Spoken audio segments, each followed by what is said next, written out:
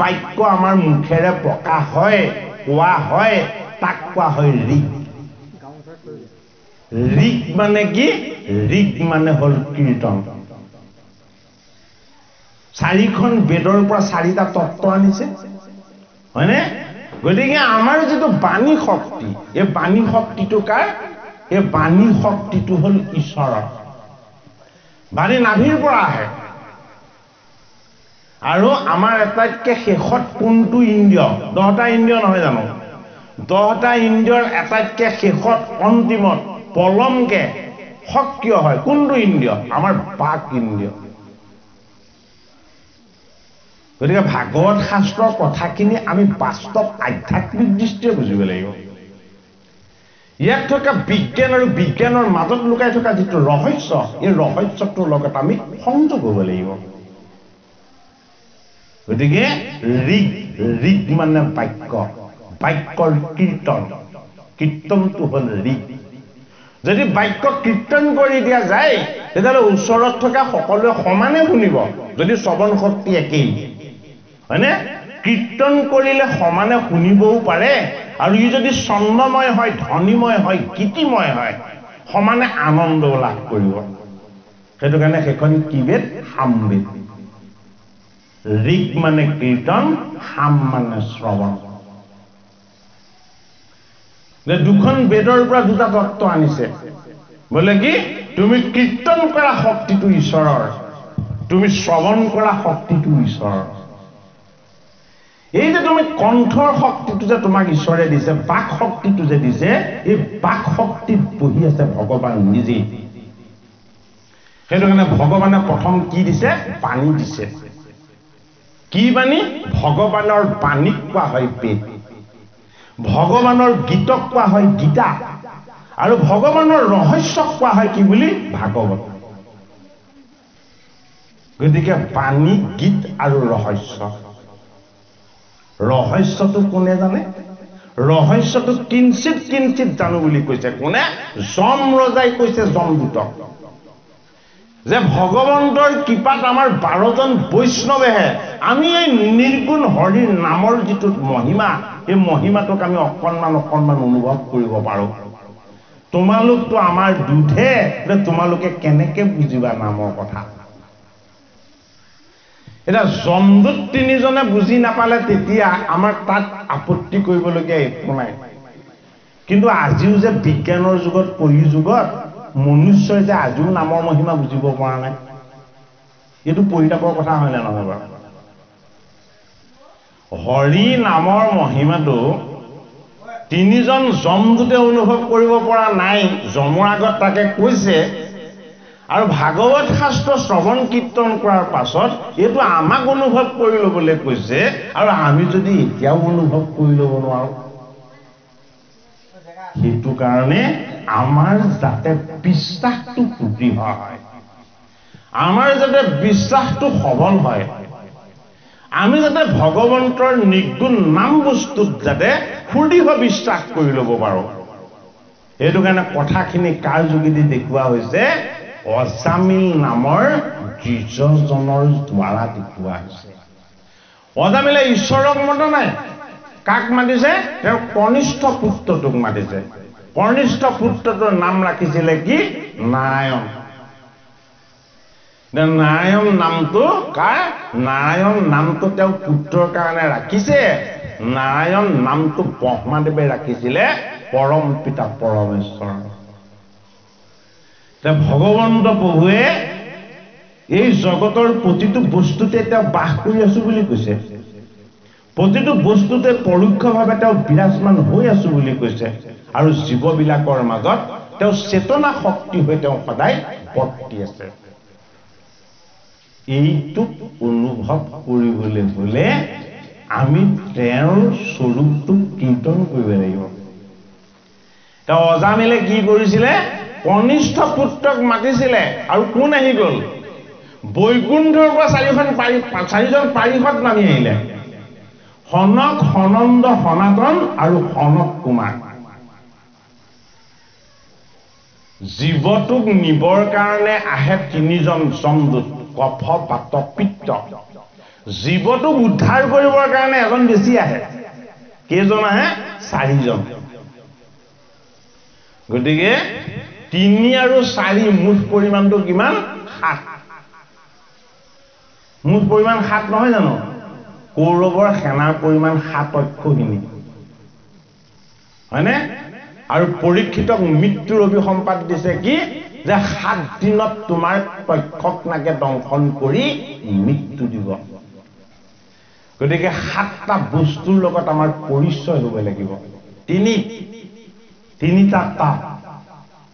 আধি ভৌতিক আধি দৈবিক আৰু আধ্যাত্মিক এই তিনিটা তাপৰ পৰা উদ্ধাৰ হোৱাৰ উপায় ভগৱন্তৰ নাম এই নাম কি এই নাম হল ভগৱন্ততকৈ বেছি মহিমাযুক্ত এই নামৰ সংগুণে ত্যাগ নকৰে ভগৱানেও ত্যাগ নকৰে আৰু ভগৱন্তৰ পাৰিষদেও ত্যাগ নকৰে বোলে কি য'ত আমাৰ প্ৰভুৰ নাম উচ্চাৰণ হৈছে তাত আমাৰ স্বামী বিৰাজমান হৈছে তা অজামিলেতো নাজানে নামৰ যে ইমান মহামহিমা তেওঁ ঈশ্বৰক মতাই নাই মাতিছে কনিষ্ঠ পুত্ৰটোক কনিষ্ঠ পুত্ৰক মাতোতে 4 জন বিষ্ণুৰ পাৰিষদ আহিলে বিষ্ণুৰ পাৰিষদ 4 জনে যমদূত 3 জনক খুব বেয়াকে প্ৰহাৰ কৰিলে পিটিছে গদাৰে পিটি পিটি পিঠিকিটা মেটুৱা মেটুৰ কৰি দিলে এই 3 জন যমদূতৰ চৰিয়াই গাল কিখন উখহাই দিলে যমদূতে কেতিয়াও দেখাও নাই বুজাও নাই যে যমদূততকৈ শক্তিশালী কোনোবা আছে যমদূতক প্ৰহাৰ কৰিব পৰা শক্তি আছে বুলি যমদূতে জনাই নাছিলে কিন্তু এই 4 জন কি এই 4 জন হল বিষ্ণুদূত বিষ্ণুৰ দূত তথা বিষ্ণুৰ পাৰিষদৰ লগত ভগৱানতকৈ মাত্ৰ 2টা বস্তু কম থাকে মাত্ৰ দুবিধ অলংকাৰ কম থাকে বাকি দেখিবলৈ ভগৱন্ত প্ৰভুৰ সৈতে একে কোনো পাৰ্থক্য নাই ভগৱন্তৰ যিদৰে আয়ত লোচন কমল লোচন অধৰ অৰুণ নাসিকা তিল ফুলৰ নিচিনা আৰু ইখত হাঁহি থকা তেওঁলোকৰ যি নিৰ্মল তেওঁলোকৰ প্ৰকাশ আৰু লগতে কি বলিষ্ঠ বাহু অত্যন্ত সবল পদত কি আছে পদত তেওঁলোকৰ পৰম পবিত্ৰ ঈশ্বৰীয় চিহ্ন আছে জ্যোতিষ্মান হৈ তেওঁলোক জিলিকিছে আৰু হাতত কি আছে হাতত দিব্য গদা আছে এই যমদূত 3 জনক গদাৰে প্ৰহাৰ কৰিলে আৰু লগতে হাতেৰে চৰিয়ালে ডাঙৰ কথা এই যমদূত 3 জনে নামৰ মহিমা নাজানিলে হেঁতেন কাৰ কাৰণে জানিলে যমদূত 3 জনে পবিত্ৰ নামৰ মহিমা যম ৰজাৰ পৰা জনাৰ সুযোগ পালে কাৰ কাৰণে পালে অজামিলৰ কাৰণে পালে অজামিলৰ বৃত্তিটোক তেওঁলোকে পাপ দেখিছিলে জীৱটো শুদ্ধ হৈ গৈছিলে কেনেকে শুদ্ধ হৈছিলে অজামিনে নাৰায়ণ নামৰ কনিষ্ঠ পুত্ৰক মাতিছিলে আমাক বহুতে প্ৰশ্নও কৰে যে ভগৱানৰ নাম নাৰায়ণ হয় অজামিলেতো নাজানে ভগৱানৰ নাম যে নাৰায়ণ তেওঁ ল'ৰাটোকহে মাতিছে ল'ৰাটোক মাতোতে পাৰিষদ কেনেকে আহিব আপুনি নিপেন শইকীয়াৰ ফোন নাম্বাৰটো ডাইল কৰি দিয়ক মোৰটো হেণ্ডছেটতে বাজিব নাম্বাৰটো মোৰ নেজানিও যদি আপুনি কেনেবাকে এই নাম্বাৰটো ডাইল কৰে কিন্তু মোৰ হেণ্ডছেটটোতে ৰিং কৰিব হয় নে নহয় বাৰু গতিকে নাম্বাৰটো ভগৱানৰ নাম্বাৰটো হ'ল ভগৱানৰ নাম বস্তু যিটো নাম্বাৰত ডাইল কৰিলে প্ৰত্যক্ষভাৱে ভগৱন্তৰ তাত লাগি যাব সেইটো কাৰণে কোড দিছে ভগৱন্তৰ হৃদয় হ'ল ষষ্ঠ স্কন্ধত নামৰ মহিমা দেখুওৱা হৈছে নামতকে মহিমাযুক্ত বস্তু ঈশ্বৰৰ একো নাই বুলি কৈছে আৰু কি কৈছে যমদূত 3 জনক এতিয়া কি কৰিছে নামৰ মহিমাৰ কথা এতিয়া যম ৰজাই কৈছে গতিকে আমাৰ লগত ৰজাৰ আসনত বহি আছে কোন আমাৰ জীৱটো এই জীৱটোৱে যম ৰজা ই জীয়াই থকালৈকে ৰজা হৈ থাকে মৃত্যুৰ পাছত ইয়াৰ একো কাম নেথাকে জীৱৰ মৃত্যু নাই সেইটো কাৰণে যমৰ নগৰলে জীৱটোক লৈহে যোৱা হয় জীৱৰ মৃত্যু নাই জীৱৰ কি আছে জীৱৰ আছে দুটা বস্তু এটা হল গতি অন্যটো হল সংস্কাৰ যদি আমাক প্ৰতিপালন কৰি থকা জীৱটোৱে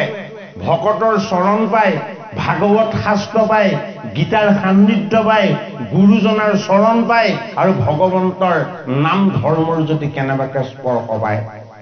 আমাৰ লগত থকা এই জীৱটোত আগৰ কোটি কোটি জন্মৰ সঞ্চিত পাপো থাকিব পাৰে কাৰণ জীৱৰ লগত কিমান পাপ থাকে হেতু জীৱটোও নাজানে কোনে জানে কেৱল জানে ঈশ্বৰে এইটো কাৰণে জীৱবিলাকক কি কৰে পাৰে পাৰে জন্ম দিয়ে আমি এবাৰ জন্ম লয় নহয় আমি আগতে আৰু বহুত লাখ লাখ বাৰ জন্ম লৈছো প্ৰত্যেকে হয়তো ইয়াৰ আগৰ জন্মত আমি প্ৰত্যেকে বহুত কিবা এনেকুৱা ধৰণৰ পুণ্য কাম কৰিছিলো যে আমাক কলি যুগত ভগৱানে নৰ কৰি জন্ম দিলে আটাইতকৈ শ্ৰেষ্ঠ জন্মটোই হল কি মনুষ্য জন্ম নৰতনু এই নৰতনু পোৱাৰ পাছত যদি কেনেবাকে আমি ইয়াৰ মহিমাটো উপলব্ধি কৰিব নোৱাৰো তেতিয়াহলে হয় আমাৰ অৱস্থাও সেই জমদূত তিনিজনৰ নিচিনা হ'ব কি হ'ব বিষ্ণুদূতে মৰিয়াই মৰিয়াই পৃথিৱীও মেটুৰা মেটুৰি কৰিছে আৰু গাল দুখনো খোৱাই দিছে এয়া জীৱৰ লগত থকা জীৱৰ বৃত্তিবিলাক যদি কেনেবাকে পাপৰ ফালে ধাৱমান হয় অধৰ্মৰ ফালে ধাৱমান হয় তেতিয়াহ'লে সেই জীৱক কোনো উদ্ধাৰ কৰিব নোৱাৰে কিন্তু ভগৱানৰ নাম এটা আশ্চৰ্যযুক্ত বস্তু ভাগৱত শাস্ত্ৰৰ 6ষ্ঠ স্কন্ধত আমাক কিহত বিশ্বাস কৰিবলৈ কৈছে ভগৱন্তৰ নামত বিশ্বাস কৰিবলৈ কৈছে নামত যাৰ বিশ্বাস আছে তাৰহে ঈশ্বৰৰ বিশ্বাস নামত বিশ্বাস নথকাজনৰ ঈশ্বৰৰ বিশ্বাস নাই সেইটো কাৰণে ধৰ্মটোৰ নাম কি হৰি নাম ধৰ্ম এই হৰি নাম ধৰ্মৰ মহিমাটো যম ৰজাই কৈছে যম এজন বৈষ্ণৱ 12 জন বৈষ্ণৱ আছে প্ৰথম বৈষ্ণৱজন হল কোন সৃষ্টিকৰ্তা ব্ৰহ্মা দ্বিতীয়জন বৈষ্ণৱ হল ব্ৰহ্মাৰ মানস পুত্ৰ নাৰদ তৃতীয়জন বৈষ্ণৱ হল ব্ৰহ্মাৰ 4জন মানস পুত্ৰ সনক সনন্দ সনাতন সনত কুমাৰ চতুৰ্থজন বৈষ্ণৱ হল ব্ৰহ্মাৰ ভূমধ্যৰ পৰা সৃষ্টি হোৱা মহাবৈষ্ণৱ শিৱ 4জন বৈষ্ণৱ উৎপত্তি হৈছে ক'ৰ পৰা ব্ৰহ্মাৰ পৰা ব্ৰহ্মাকে আদি কৰি সেইটো কাৰণে ব্ৰহ্মাৰ পাছত দ্বিতীয় বৈষ্ণৱ কুমৰ মানে সনত কুমাৰক এজন বুলি কোৱা হয় 4জন যদিও তেওঁলোক এজন কিয় এজন তেওঁলোক সদায় একেলগে থাকে তেওঁলোক কোনোদিন ইজনৰ পৰা সিজন আঁতৰ নহয় তেওঁলোক এটা শৃংখলত সদায় আবদ্ধ হৈ থাকে সেইটো কাৰণে সনত কুমাৰৰ নামেৰে কুমৰ নামৰ এজন বৈষ্ণৱ আৰু এজন হল ব্ৰহ্মাৰ কুলাৰ পৰা উৎপত্তি হৈছে বা মনৰ পৰা উৎপত্তি হৈছে কোন নাৰদ আৰু ইজন হল ব্ৰহ্মাৰ ভূমধ্যৰ পৰা উৎপত্তি হৈছে শিৱ 4জন বৈষ্ণৱ কোন ব্ৰহ্মাৰ লগত তাৰ পাছত ভাগৱতৰ 3য় স্কন্ধত এজন বৈষ্ণৱ দেখাইছে কৰ্দম আৰু দেৱাহুতিৰ পুত্ৰ কোন কপিল ভগৱান হল 5জন বৈষ্ণৱ 6জন বৈষ্ণৱ কোন ভাগৱতৰ 6ষ্ঠ স্কন্ধত দেখুৱাইছে কাক যম ৰজা এজন বৈষ্ণৱ 7মজন বৈষ্ণৱ কোন 7মজন বৈষ্ণৱ হল প্ৰহ্লাদ কোন দেখাইছে ভাগৱতৰ 7ম স্কন্ধত দেখাইছে ভাগৱতৰ 7ম স্কন্ধত দেখাইছে 7মজন বৈষ্ণৱ কোন প্ৰহ্লাদ ভাগৱতৰ 7ম স্কন্ধত দেখাইছে 8ম স্কন্ধত দেখাইছে কাক 8 নম্বৰজন বৈষ্ণৱক 8 নম্বৰজন বৈষ্ণৱ কোন বলিৰায় বলিৰ দান যজ্ঞলৈ বামন প্ৰভু গৈছে 8 নম্বৰজন বৈষ্ণৱ হল বলিৰায় 9 নম্বৰজন বৈষ্ণৱক ক'ত দেখুৱাইছে ভাগৱতৰ 10ম স্কন্ধত দেখুৱাইছে ভাগৱতৰ 10ম স্কন্ধত দেখুওৱা বৈষ্ণৱজন কোন জনক ৰজা জনক হল 9 নম্বৰজন 10 নম্বৰজন বৈষ্ণৱ আৰু 11 নম্বৰজন বৈষ্ণৱ কোন 11 নম্বৰজন বৈষ্ণৱ হল গুৰু ভগৱান সুখ যি পৰীক্ষিতক ভাগৱত কৈছে এতিয়া ডাঙৰ ৰহস্য 12 জন বৈষ্ণৱ ভাগৱতত আমাক কি কৰিছে দেখুৱাইছে হয়নে আৰু ভকত কেজন ভকত 6 জন ষষ্ঠ স্কন্ধত আমাক কি দেখুৱাইছে এজন বৈষ্ণৱৰ দ্বাৰা 12 জন বৈষ্ণৱৰ তত্ত্ব প্ৰত্যক্ষ কৰাইছে বলে কি ভগৱানৰ নামৰ মহিমা আমি 12 জন বৈষ্ণৱে কিঞ্চিত জানো নামৰ মহিমা জানে সেইটো কাৰণে বৈষ্ণৱ এই যমদূত কেইজনক এতিয়া যম ৰজাই কৈছে যে তোমালোকে নামৰ মহিমা কি কেনেকে জানিবা বেদজ্ঞ ব্ৰাহ্মণ সকলেও নাজানে সাধন সিদ্ধ ঋষিমুনি সকলেও নাজানে কোনে জানে 12 জন বৈষ্ণৱৰ এজন হল হুকে কি জানে হুকে এই তত্ত্ব কথা পৰিপূৰ্ণকে জানে সেইটো কাৰণে ভাগৱত কোনে কীৰ্তন কৰিছে ভাগৱত কীৰ্তন কৰিছে ব্যাস নন্দন হুকদেৱক ভাগৱতত কি কৰি দেখুওৱা হৈছে হুকদেৱক ভাগৱত শাস্ত্ৰত গুৰু কৰি দেখুওৱা হৈছে ঈশ্বৰ কৰি দেখুওৱা হৈছে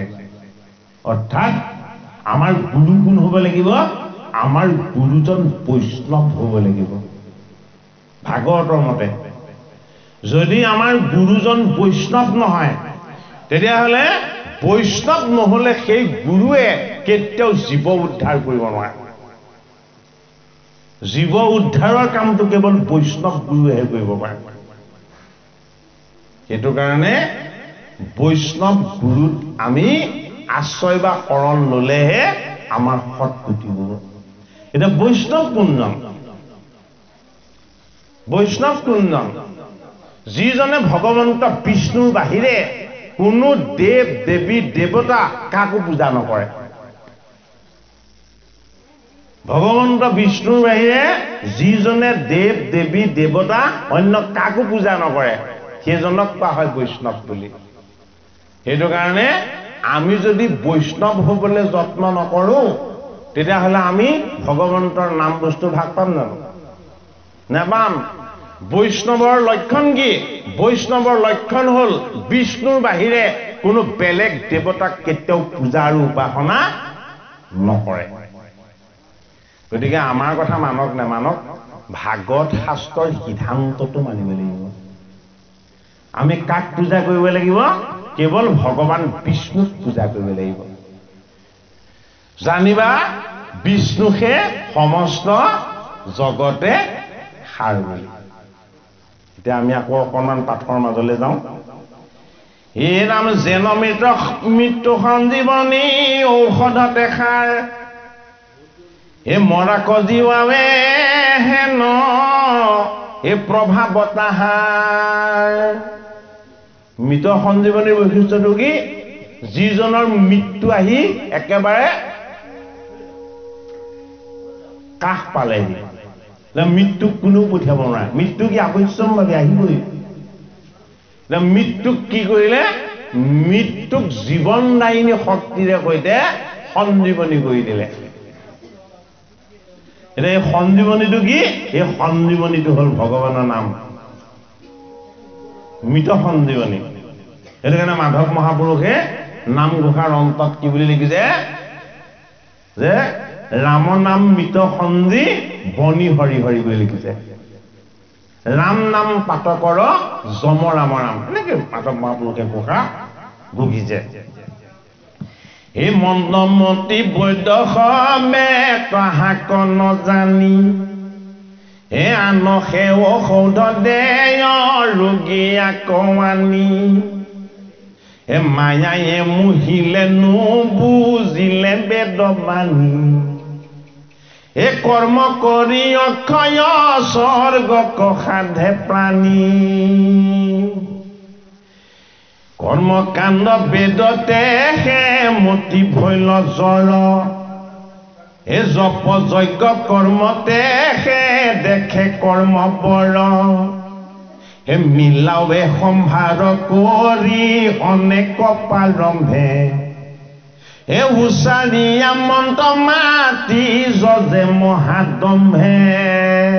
মানে এতিয়া বেদৰ মন্ত্ৰত অহংকাৰ আহে কেতিয়া যেতিয়া সি ঈশ্বৰৰ পৰা আঁতৰ কৰি লৈ যায় অহংকাৰটো কাৰ লগত নাই অহংকাৰটো পৰিপূৰ্ণ ৰূপত একেবাৰে শূন্য অৱস্থাত কাৰ লগত আছে ভগৱন্ত প্ৰভুৰ লগত অহংকাৰ শূন্য কিয় অহংকাৰ শূন্য ঈশ্বৰ প্ৰভু ভগৱন্ত কৃষ্ণ গুণৰ অতীত গুণাতীত গুণৰ পৰা মুক্ত সমস্ত গুণ তেওঁৰ পৰা উৎপত্তি সেইটো কাৰণে তেওঁ নিৰ্গুণ গতিকে কৃষ্ণ ৰাম হৰি এই নামবিলাক গুণমুক্ত এই গুণমুক্ত বস্তুত যদি আমাৰ আশ্ৰয় হয় নাম বস্তুত যদি আমাৰ আশ্ৰয় হয় তেতিয়াহ'লে আমি গুণত থাকিও গুণৰ যিখিনি অহংকাৰ ৰূপী বেয়া প্ৰভাৱ এই প্ৰভাৱবিলাকৰ পৰা আমি কি হ'ব পাৰিম মুক্ত হ'ব পাৰিম হে ৰাম মুক্ত পৰে কোনয়া আছে বুলি কৰে ৰংগ অ বৈষ্ণৱ বোলে কোন ক্ষুদ্ৰ যে প্ৰতংগ দশম স্কন্ধত আছে ইয়াৰ কথা কেনেকে দেখাইছে দশম স্কন্ধত পত্নী প্ৰসাদৰ যোগেদি দেখাইছে বেদজ্ঞ ব্ৰাহ্মণসকলে যজ্ঞ কৰিছে কাক সন্তুষ্ট কৰিবলৈ যজ্ঞ পুৰুষক সন্তুষ্ট কৰিবৰ কাৰণে যজ্ঞ পুৰুষে কি কৰিছে যজ্ঞ পুৰুষে আকৌ আহি ৰাম কৃষ্ণ ৰূপত গোকুল ধামত নৰত লীলা কৰিছে বস্তুখিনি বুজিব লাগিব তেতিয়া আমাৰ এই কথাখিনি আমি বুজি পাম যজ্ঞ পুৰুষে আহি দাপৰ যুগত নন্দৰ গৃহত বলৰাম আৰু কৃষ্ণ ৰূপত কি কৰিছে লীলা কৰিছে যজ্ঞটো কেতিয়া আছিলে যজ্ঞটো আছিলে তেতা যুগৰ বস্তু বেদৰ মন্ত্ৰ পালে বেছি জানো বুলি অহংকাৰ পালে এতিয়া এৰিব নোৱাৰা হ'ল বেদজ্ঞ ব্ৰাহ্মণসকলে কি ভাবিলে যে আমি যজ্ঞ কৰি ঈশ্বৰক পাব পাৰিম তেওঁ যজ্ঞ কৰিলে যে দাপৰ যুগত ঈশ্বৰক নাপায় সেইটো কোনে জানে সেইটো কৃষ্ণই জানে তেওঁ পৰমাত্মা কি কৰিলে গোপবালক সকলক লগত লৈ গোবৎসবিলাকক চৰাবলৈ বৃন্দাবনৰ মাজলৈ গ'ল বৃন্দাবনৰ মাজলৈ গৈছে খুব ৰ'দ দিছে সেইদিনা ৰ'দত গোপবালকসকলৰ অন্তকণ্ঠ শুকাই গৈছে কৃষ্ণ আৰু ৰামৰো কি লাগিছে ভোক লাগিছে পিয়াহ লাগিছে অ ৰামকৃষ্ণৰ ভোক পিয়াহ লাগে জানো ৰামকৃষ্ণৰ ভোক পিয়াহ লাগে জানো অ আমাতকে ৰাম আৰু কৃষ্ণৰ ভোক আৰু পিয়াহটো বেছি ৰাম আৰু কৃষ্ণৰ আমাতকে ভোক আৰু পিয়াহটো বেছি আমাৰ ভোক পিয়াহটো খন্তেকীয়া অকণমান খাই দিলে আমাৰ ভোক গুচি যায় তৃষ্ণা দূৰ হৈ যায় কিন্তু কৃষ্ণৰ ভোক তৃষ্ণাটো আকৌ কেনেকুৱা যিমানে খুৱাই থাকিব তৃষ্ণা বাঢ়িয়ে গৈ থাকিব হয়নে যিমানে খুৱাই থাকিব ভোক লাগিহে গৈ থাকিব কেতিয়াও ভোকটো শেষ নহয় সেইটো কাৰণে কৃষ্ণৰ ভোক আৰু তৃষ্ণাটো কোনোদিন শেষ নহয় কি ভোক আৰু তৃষ্ণা যে মোক যি ভাল পায় মোক যি ভক্তি কৰে মোক যি উপাসনা কৰে হয়নে সি মোৰ ওচৰলৈ আহিব নালাগে তাৰ ওচৰলৈ মই নিজে যাম এটা বেদজ্ঞ ব্ৰাহ্মণসকলে অহংকাৰেৰে মন্ত্ৰ মাতিছে আমিয়ে যজ্ঞ কৰিব জানো বুলি অহংকাৰ কৰিছে অথচ ভগৱান কৃষ্ণই অহংকাৰ থকা সত্ত্বেও বেদৰ মন্ত্ৰৰে যে যজ্ঞ পুৰুষক মাতিছে কৃষ্ণই যজ্ঞ পুৰুষ সেইটো কাৰণে কি কৰিছে তেওঁ অকলে যোৱা নাই লগত গোপ বালক সকলক লৈ গৈছে হয়নে বাৰু 10 জন গোপ বালক নাছিলে জানো হয়নে আমাৰ লগতো 10 জন গোপ বালক আছে তত্ত্বগত অৰ্থত এই গোপ বালক হল আমাৰ 10টা ইন্দ্ৰিয় 5টা কৰ্ম ইন্দ্ৰিয় 5টা জ্ঞান ইন্দ্ৰিয় এই 10টা হল আমাৰ গোপ বালক বলে কিয় গোপালে এই 10টা বস্তু পালন কৰি আছে গোপাল কি গোপাল হল ৰহস্য আত্মা পৰমাত্মা এইটো কাৰণে কৃষ্ণই কি কৰিছে যে মই যদিও আত্মা এইবাৰ মই নৰৰ দেহলৈ যদিও আহিছো মই কেনেদৰে ক'ত কেনেকে প্ৰকাশ হৈ থাকো এইবাৰ লীলা কৰি দেখুৱাম বোলে কি মই আত্মা কৃষ্ণ সৰ্বত্ৰ বিৰাজমান কিন্তু মই য'ত থাকো তাত 10টা ইন্দ্ৰিয় থাকে লগত মই 10জন গোপবালক লৈ যাম তাক বুজাবৰ কাৰণে গোপবালক 10জনক কি কৰিলে কৃষ্ণ আৰু ৰাম গোপবালকসকল বৃন্দাবনৰ বিৰিখৰ তলত লৈ অকণমান ছাত তেওঁলোকে জিৰণি লৈছে গোপবালকসকলে ৰাম কৃষ্ণক কৈছে যে হে ৰাম হে কৃষ্ণ তোমালোকৰ কি যে আমাৰ প্ৰতি কৃপা আমাক গোবস্ত্ৰ চৰাবলৈ এই বৃন্দাবনলৈও আনিলা আৰু এতিয়া ইমান ৰ'দ দিছে তোমালোকে আমাক আকৌ গছৰ ছাঁত আনি আমাক ৰ'দৰ পৰা ৰক্ষা কৰিছা কাক কৃতজ্ঞতা জনাইছে ৰামকৃষ্ণক কৃতজ্ঞতা জনাইছে গোপবালক 10জনে তেতিয়া ৰাম আৰু কৃষ্ণই হাঁহি হাঁহি কৈছে আমাক ধন্যবাদ দিলে একো লাভ নহ'ব কাক ধন্যবাদ দিবলৈ কৈছে যদি তোমালোকে ধন্যবাদ দিব বিচাৰিছা যিজোপা বিৰিখৰ তলত ৰৈ আমি গৰমৰ পৰা ৰক্ষা পাইছো এই বিৰিখজোপাক তোমালোকে ধন্যবাদ দিয়া কাক ধন্যবাদ দিবলৈ ক'লে কৃষ্ণই গছজোপাক কৃষ্ণই গোপবালকসকলক কি বুলি কৈছে যদি তোমালোকে কেনেবাকে মোক যদি তোমালোকে সন্তুষ্ট কৰিব বিচাৰিছা তেতিয়াহ'লে এই বিৰিখজোপাক তোমালোকে কি কৰিব লাগিব ভাল পাব লাগিব এই বিৰিখজোপাক তোমালোকে মোৰ সমতুল্য বুলি ভাবিব লাগিব এই বিৰিখজোপাই তোমালোকক ছাঁ দিছে সময়ত কাষ্ঠ দিছে খৰি দিছে আৰু লগতে তোমালোকক ফল মূলো দিছে ই কি দিয়া নাই তেতিয়া গোপবালকসকলে কৃষ্ণক কৈছে যে আমি বিৰিখৰ তলত আশ্ৰয় লওঁতে আমাৰ কোনোদিন উপলব্ধি হোৱা নাছিলে যে তোমাক যিদৰে আমি ভাল পাওঁ শ্ৰদ্ধা কৰোঁ আৰু প্ৰেম কৰোঁ এই বিৰিখজোপাকো যে আমি তেনেদৰে ভাল পাব লাগে হয়নে কৃষ্ণ প্ৰেম কেৱল কৃষ্ণত নাই এই জগতখনত তিন তৰু লতিকা জীৱ এই সমস্ত বিলাকৰ প্ৰতি যদি আমাৰ প্ৰেম নহয় তেতিয়াহ'লে ঈশ্বৰ প্ৰেম নহ'ব কৃষ্ণই সেইটো প্ৰত্যক্ষভাৱে দেখুৱাইছে বোলে কি মোক প্ৰত্যক্ষভাৱে কোনেও প্ৰেম কৰি পাব নোৱাৰে বোলে কিয় মই বস্তুতে পৰোক্ষ মই প্ৰকৃতিত আছো কি হৈ আছো মই প্ৰকৃতিত বাহ্যিক ৰূপত যদিও দেখা দি আছো মই প্ৰকৃতিত লুকাই আছো কি ৰূপত আত্মা ৰূপত মোক কোনেও দেখা নাপায় কৃষ্ণক যেতিয়া আতুৰ হ'ল তেতিয়া গোপবালক কেইজনক ক'লে এতিয়া তোমালোকে যিসকলে যজ্ঞ কৰি য'ত আছে তাৰ পৰা আমাৰ কাৰণে অন্ন আনাগে গোপবালক কেইজন গ'ল গৈ যিসকলৰ আগত চানু পাৰিছে অৰ্থাৎ আঁঠু কাঢ়িছে আঁঠু কাঢ়ি তেওঁলোকক নমস্কাৰ কৰিছে যে হে বেদজ্ঞ দ্বিজসকল ব্ৰাহ্মণসকল আমি আপোনালোকক আমাৰ নমস্কাৰ আৰু সেৱা জনাইছো কি বুজাইছে যি কৃষ্ণক আশ্ৰিত তাৰ লগত প্ৰত্যেকৰে প্ৰতি শ্ৰদ্ধা ভাৱ আছে কৃষ্ণই তেওঁলোকক প্ৰথম শিকাইছে বোলে কি এই বিৰিখজোপাকো তোমালোকে মোৰ নিচিনাকে ভাল পাব লাগিব গতিকে এই ভাল পোৱা আৰু প্ৰেমটো তেওঁলোকে প্ৰথম ক'ত প্ৰকাশ কৰিলে বেদজ্ঞ ব্ৰাহ্মণসকলৰ ওচৰত ব্ৰাহ্মণসকলক তেওঁলোকে জানু পাৰি আঁঠু কাঢ়ি নমস্কাৰ কৰি কৈছে হে মহান বেদজ্ঞ দ্বিজসকল ব্ৰাহ্মণসকল আপোনালোকৰ পৰা অন্ন নিবৰ কাৰণে আমাৰ ভগৱান ৰামকৃষ্ণই আপোনালোকৰ ওচৰলৈ পঠাইছে বেদজ্ঞ ব্ৰাহ্মণসকলক কৈ আছে তেওঁলোকে যজ্ঞত লাগি আছে গোপবালক কেইজনে কি কৈছে হাও কোৱা নাই নাও কোৱা নাই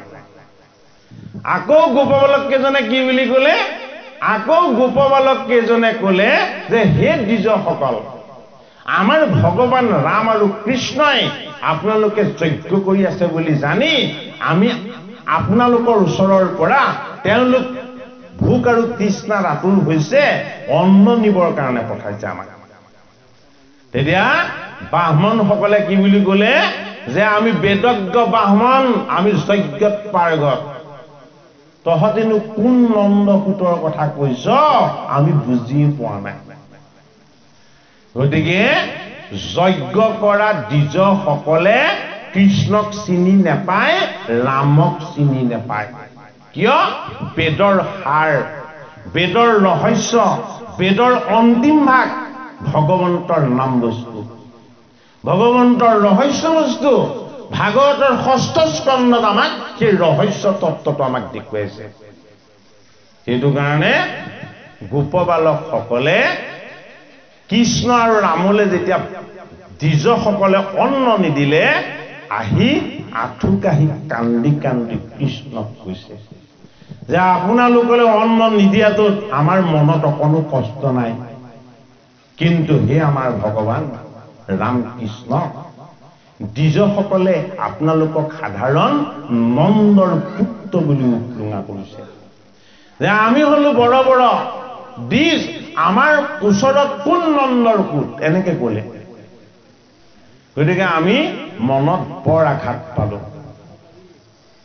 বৰ ডাঙৰ কথা দেখাইছে ভাগৱতত। 6ষ্ঠ স্কন্ধত নামৰ মহিমা, কৃষ্ণৰ গুঞ্জ আৰু লীলাৰ তত্ত্ব, এই কথাখিনি অনুভৱ কৰিবলৈ হলে আমি 10ম স্কন্ধৰ কৃষ্ণৰ যি লীলা, এই লীলাৰ কথা অলপ অনুভৱ কৰিব লাগিব। তাৰ পাছত কি কৰিলে? ভগৱান কৃষ্ণই গোপবালক কেইজনক ক'লে,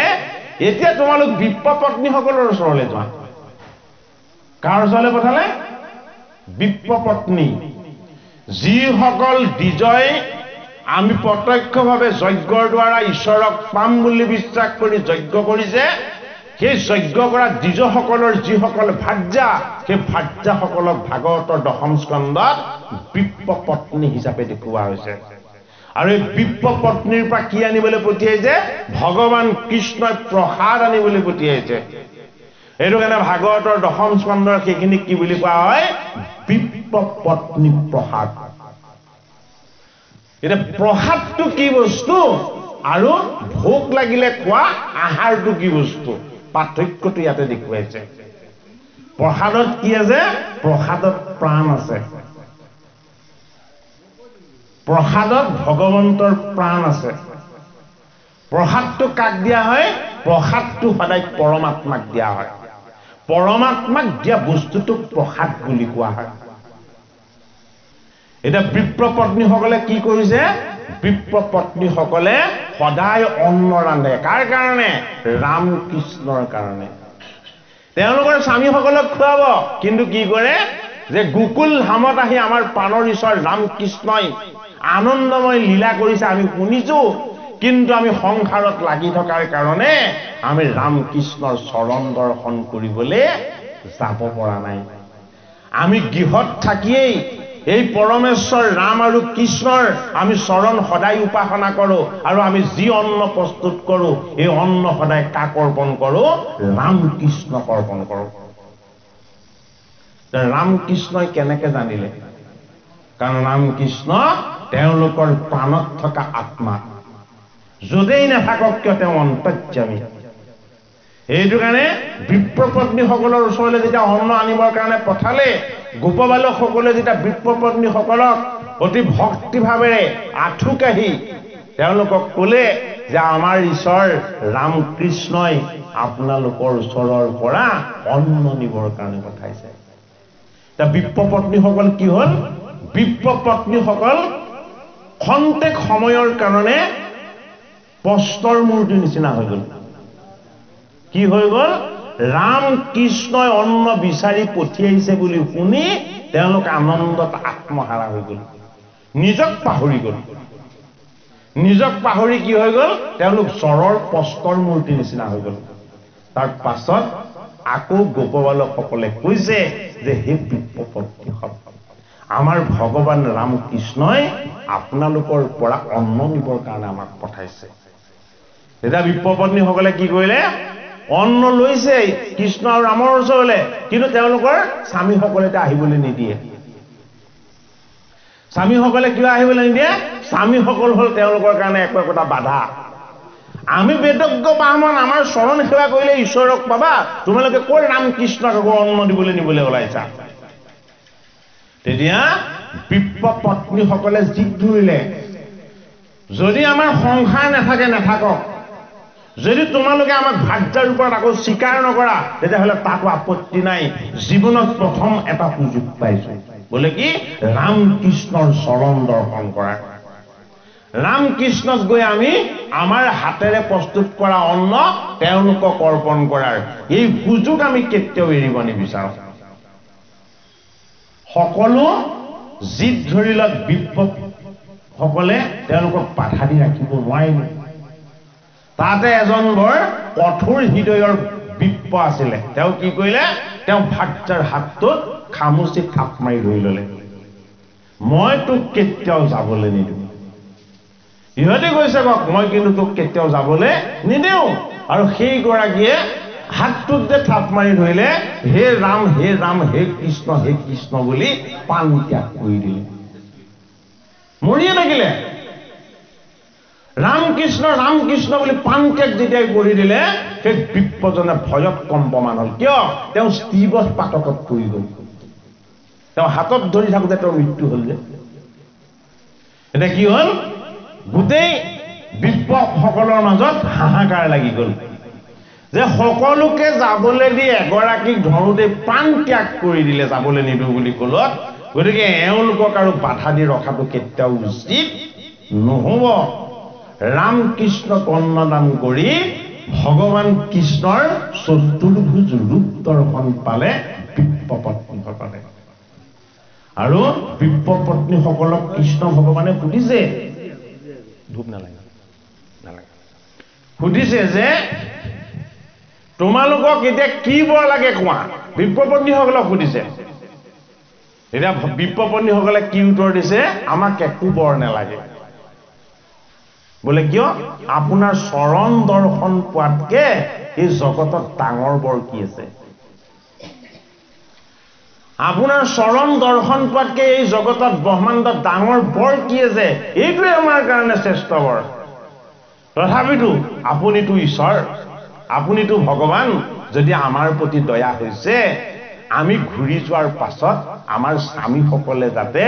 আমাৰ লগত কেতিয়াও অন্যায় নকৰে তাৰমানে ভাৰ্যা হিচাপে যাতে গ্ৰহণ নকৰাকে নাথাকে এই যে এগৰাকী বিপ্লপত্নীৰ যে মৃত্যু হল এটা সকলোৰে মাজত যেতিয়া হাহাকাৰ লাগিলে আৰু তেতিয়া দ্বিজসকলে আহি আলোচনা কৰিলে যিজনৰ প্ৰেম আৰু ভক্তিত তেওঁৰ নাম লৈ লৈ কোনোবাই প্ৰাণ ত্যাগ কৰি দিব পাৰে এইজন নৰ নহয় এইজন নাৰায়ণ দ্বিজসকলেও চিনি পালে কাক ৰাম কৃষ্ণ